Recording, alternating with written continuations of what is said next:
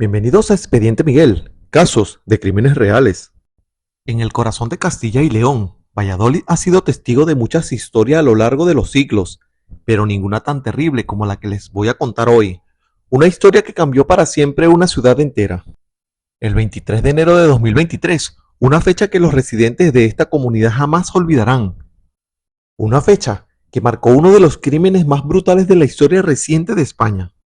Hoy vamos a adentrarnos en los detalles más estremecedores de un caso que conmocionó no solo a Valladolid, sino a todo el país. Un caso donde la víctima más joven tenía apenas 8 años de edad. Si este tipo de contenido te interesa, suscríbete a mi canal, activa la campana de notificaciones y dale me gusta. Esto nos ayuda muchísimo a seguir trayendo estos casos tan impactantes. Para entender la magnitud de esta tragedia, primero debemos conocer a sus víctimas, dos mujeres, cuyas vidas fueron brutalmente truncadas en su propio hogar. Paloma Pinedo Rodríguez, de 45 años, una mujer trabajadora, tranquila y familiar. Según todos los testimonios, era una persona casera y que vivía para su familia, una mujer que había encontrado el amor nuevamente después de una relación anterior. Pero la víctima que más conmovió a España fue India López, de apenas 8 años, una niña descrita por todos como la más delicada, la más buena y la más dulce. Una pequeña que amaba jugar a los videojuegos y que tenía toda una vida por delante.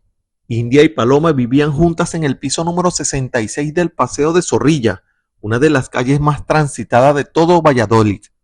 Según María Pinedo, hermana de Paloma, la relación entre la madre y la hija era especial. Las recuerdo sonrientes, siempre juntas y felices. Estas eran las palabras de la propia María, dos pilares muy importantes de la familia. Pero en el verano de 2022, un hombre entró en sus vidas, un hombre que cambiaría su destino para siempre. ¿Quién era este hombre? ¿Qué llevó a que una noche de enero se convirtiera en una pesadilla? No te vayas, porque esta historia apenas comienza. David Maroto, de 46 años, un hombre que ahora forma parte de los criminales más oscuros de España. Pero, ¿quién era este hombre antes de convertirse en el autor de uno de los crímenes más brutales de los últimos años? David no era desconocido para el sistema judicial, tenía antecedentes por violencia machista en una relación anterior. Una expareja lo había descrito como muy celoso, mentiroso compulsivo y controlador, siempre vigilando el teléfono móvil de las mujeres con las que mantenía relaciones. Era consumidor habitual de alcohol, cocaína y anfetaminas. Había intentado varios tratamientos de deshabituación, pero nunca los completó. Sus propios familiares le habían instado repetidamente a que dejara las drogas y que se sometiera a tratamiento. Pero lo más preocupante era su personalidad. Los peritos forenses que lo evaluaron posteriormente lo describirían como una persona con rasgos de personalidad más marcado que otras personas, como la impulsividad, el narcisismo, aunque mantenía plena capacidad para querer y conocer. En el verano de 2022, David conoció a Paloma e inició una relación sentimental con ella. Desde el principio, la familia de Paloma vio señales de alarma. María Pinedo, hermana de Paloma, fue clara en sus declaraciones. Nunca estuve de acuerdo con esa relación. Ella era una persona tranquila, familiar, trabajadora y casera. Él, todo lo contrario. Pero Paloma, con su naturaleza bondadosa, creía que podía ayudar a David. En una conversación con su hermana María, le había dicho: las personas cambian, María. Yo lo que quiero es ayudar a David. Sin embargo, según María Pinedo, mi hermana estaba empezando a ver cosas que no le gustaban. Creo que el papel que estaba interpretando se le estaba desmoronando y antes de que mi hermana le dejara, las mató. ¿Fue este el móvil del crimen? El miedo a ser abandonado llevó a David a cometer lo impensable. Si quieres conocer más casos como este, no olvides darle me gusta al video y suscribirte. Tu apoyo nos permite seguir investigando estos casos tan complejos. El 22 de enero de 2023, una tarde que comenzó como cualquier otra en Valladolid, pero que terminaría convirtiéndose en la noche más oscura de la ciudad. David había pasado la tarde en la Cisterniga y posteriormente en la capital vallisoletana, acompañado de dos amigos. Habían estado bebiendo en varios bares. Los testigos confirmaron que había consumido alcohol, pero ninguno percibió en él comportamientos extraños o signos de haber perdido el control. Alrededor de las 11 de la noche, David se dirigió al domicilio que compartía con Paloma e India, en el número 66 del Paseo de Zorrilla. Pero había un problema. no llevaba las llaves del piso. Comenzó a llamar insistentemente al teléfono de Paloma, pero no obtuvo respuesta. Después empezó a tocar el interfono del portal y el timbre de la puerta de forma persistente. Finalmente, Paloma abrió la puerta. Lo que ocurrió a continuación es una de las secuencias más brutales que ha documentado en la criminalística española. Según el relato de los hechos establecidos durante el juicio, tras entrar en la vivienda, la pareja se dirigió a la cocina, donde tomaron algunas bebidas. Fue entonces cuando, sin una causa aparente que haya podido determinarse, se inició una fuerte discusión entre ambos. David tomó un cuchillo de la cocina de 32 centímetros de longitud y 20 centímetros de hoja. Lo que siguió fue un ataque de brutalidad inimaginable. De forma sorpresiva, comenzó a acometer a Paloma con el cuchillo, alcanzándola en el cuello, la clavícula y el tórax. Paloma, en un desesperado intento por defenderse, llegó a agarrar el cuchillo por el filo, como lo evidenciaron las heridas de defensa en sus manos y antebrazos. Pero David no se detuvo, continuó utilizando el cuchillo una y otra vez, cuando ya había caído al suelo, en una posición de total indefensión. Le tapó la boca para callar sus gritos, lo que causó tumoraciones en los labios y una luxación en la mandíbula. El resultado fue devastador: 27 heridas en total, de las cuales 17 fueron producidas por el arma blanca y el resto por erosión y hematomas. Las más graves alcanzaron el corazón y los pulmones. Según las forenses, la muerte no fue instantánea, pero se produjo en pocos minutos. Paloma había muerto en su propia cocina, asesinada por el hombre en quien ella confiaba. Pero el horror no había terminado. De hecho, la peor parte estaba por llegar. India había escuchado la discusión y los gritos de su madre desde la habitación. Una niña de 8 años que despertó en medio de la peor pesadilla inimaginable. Con una valentía que no debería haber tenido que demostrar jamás, India corrió hacia la habitación donde se encontraba el teléfono móvil de su madre, lo tomó y se dirigió al sofá del salón, desde donde comenzó a llamar al 112. Solo imagínense un momento esta escena: una niña de 8 años, aterrorizada, intentando pedir ayuda mientras su madre yacía en la cocina. Una pequeña que en sus últimos momentos de vida intentó hacer lo correcto, llamar a la policía. Pero David se percató de la situación, tomó otro cuchillo diferente al que había utilizado para asesinar a Paloma y se dirigió hacia India. Lo que ocurrió después es sin duda uno de los actos más cobardes y brutales de la historia en el crimen español. David atacó a India con 5 cuchilladas. La primera de ellas, según el informe forense, fue especialmente brutal, mortal de necesidad. Atravesó completamente el cráneo de la niña y llegó hasta el cerebro. Las peritos forenses fueron categóricas: se tiene que emplear mucha fuerza para romper el cráneo. La pequeña recibió otras cuchilladas en la espalda y una más entre las mamas. A diferencia de su madre, la muerte de India fue instantánea.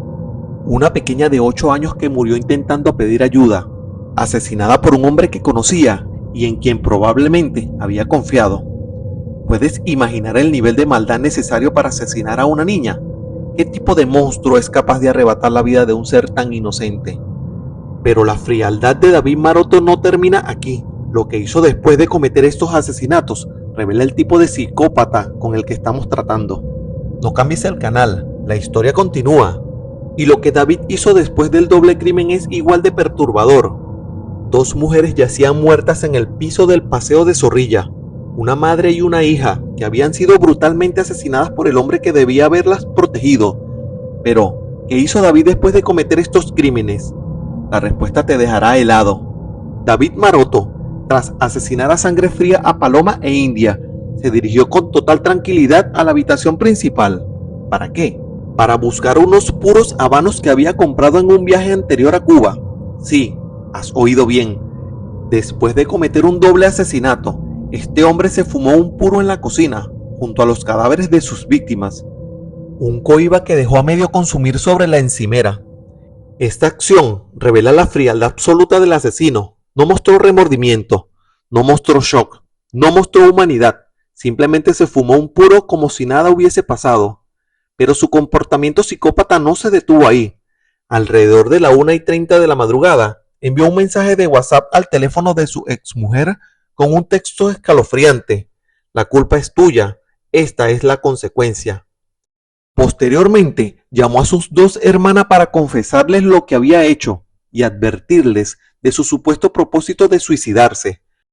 Cuando finalmente logró contactar a una de ellas, fue el marido de su hermana quien alertó al servicio de emergencia 112. La policía se trasladó inmediatamente hasta la vivienda del quinto piso del Paseo de Zorrilla. Tuvieron que forzar la puerta, ya que las llaves estaban puestas por dentro. Lo que encontramos en el interior era una escena dantesca: los cuerpos sin vidas de Paloma e India, y David con heridas superficiales autoinfligidas en el tórax y en el cuello, heridas que claramente no tenían una intención letal. Todos los agentes, médicos y bomberos que estuvieron presentes coinciden en un punto: David se encontraba lúcido, plenamente consciente y preguntón. Incluso le dijo a la enfermera de la ambulancia que era consciente de lo que había hecho. No había rastro de la supuesta amnesia de la que hablaría posteriormente. Si este contenido te está pareciendo interesante, no olvides compartirlo con tus amigos. El caso conmocionó inmediatamente a Valladolid y a toda España. Las imágenes del Paseo de Zorrilla, acordonado por la policía, dieron la vuelta al país. Una ciudad entera se volcó con la familia de las víctimas. María Pinedo, hermana de Paloma, recordaría posteriormente: hemos sentido el apoyo de Valladolid desde el principio. Todo el mundo se volcó con nosotros, y así durante estos casi 2 años. Se organizaron concentraciones de repudio y dolor público. Una ciudad que normalmente es tranquila se había visto sacudida por la brutalidad de este crimen. La investigación policial fue exhaustiva.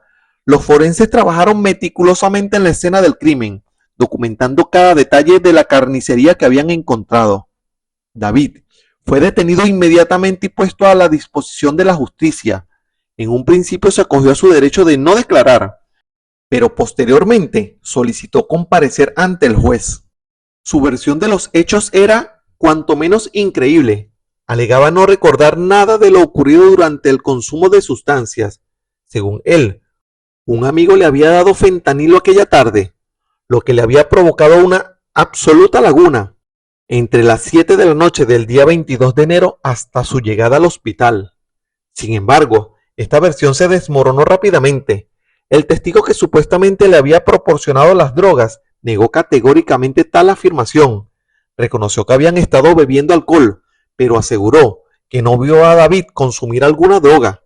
Casi 2 años después del crimen, en diciembre de 2024, comenzó el juicio en la Audiencia Provincial de Valladolid.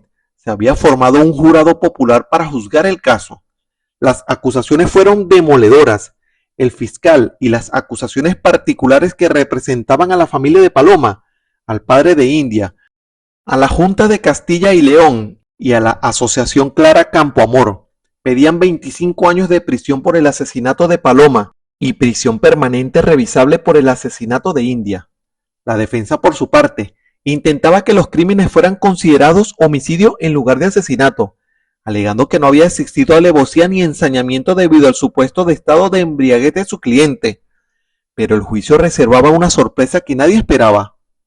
El juicio por el doble crimen de Valladolid no solo fue mediático por la brutalidad de los hechos, sino también por un incidente que marcó un antes y un después en la sala. Durante la tercera sesión del juicio, mientras los peritos forenses describían las brutales lesiones que representaba el cadáver de India, ocurrió algo que ningún tribunal había vivido antes: un intento de linchamiento en plena sala de justicia.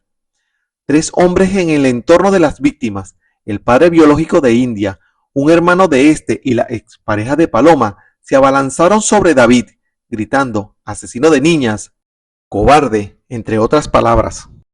El juez tuvo que ordenar el desalojo total de la sala y la interrupción de la sesión. Incluso el fiscal de caso recibió un golpe en el costado durante el altercado.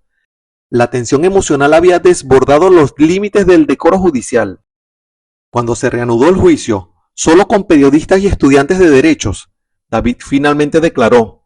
Su versión sigue siendo la misma. No recordaba nada debido al supuesto consumo de fentanilo, pero los peritos forenses fueron categóricos en su dictamen. Declararon que David ha mentido constantemente y que la mentira es su modus vivendi. Es tan mentiroso que ni siquiera se acuerda de las mentiras que cuenta. Además, descartaron completamente que estuviera bajo los efectos de drogas o alcohol en el momento del crimen. Su capacidad cognitiva y volitiva estaba completamente intacta. El 19 de diciembre de 2024, el jurado popular emitió su veredicto. Por unanimidad, consideraron a David culpable de 2 delitos de asesinato con alevosía. En el caso de Paloma, también con ensañamiento y agravantes de parentesco de violencia de género. El jurado fue rotundo. Ambas víctimas fueron asesinadas sin tener la más mínima posibilidad de defenderse. En el caso de Paloma, David había causado deliberadamente más daño del necesario al causarle la muerte. La sentencia fue contundente: 25 años de prisión por el asesinato de Paloma y prisión permanente revisable por el asesinato de India. El Tribunal Superior de Justicia de Castilla y León confirmó posteriormente la condena en todos sus términos, rechazando el recurso de la defensa. Hoy, David cumple condena en prisión. Si no se revisa su situación, podría pasar hasta 30 años tras las rejas, pero la familia de Paloma e India, ninguna condena será suficiente.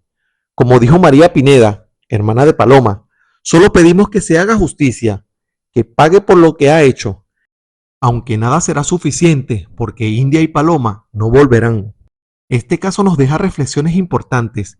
Primero, la importancia de detectar las señales de violencia de género antes que sea demasiado tarde. Los antecedentes de David eran claros, pero el sistema no pudo proteger a Paloma e India. Segundo, la valentía de una niña de 8 años que en sus últimos momentos intentó hacer lo correcto, llamando a la policía. India López se convirtió, sin saberlo, en un símbolo de la lucha contra la violencia machista.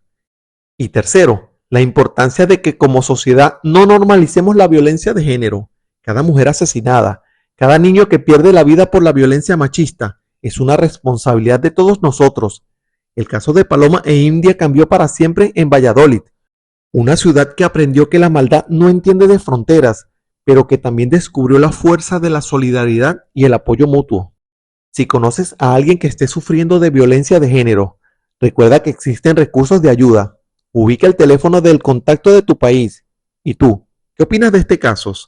¿Crees que la sentencia es justa? Déjamelo saber en los comentarios. Si este video te ha parecido interesante, no olvides darle me gusta, suscribirte al canal y activar las notificaciones. Esto nos ayuda a seguir trayendo casos tan importantes. Y recuerda, la memoria de Paloma e India debe servir para que nunca más ocurra algo así. Nunca más. Nos vemos en el próximo caso.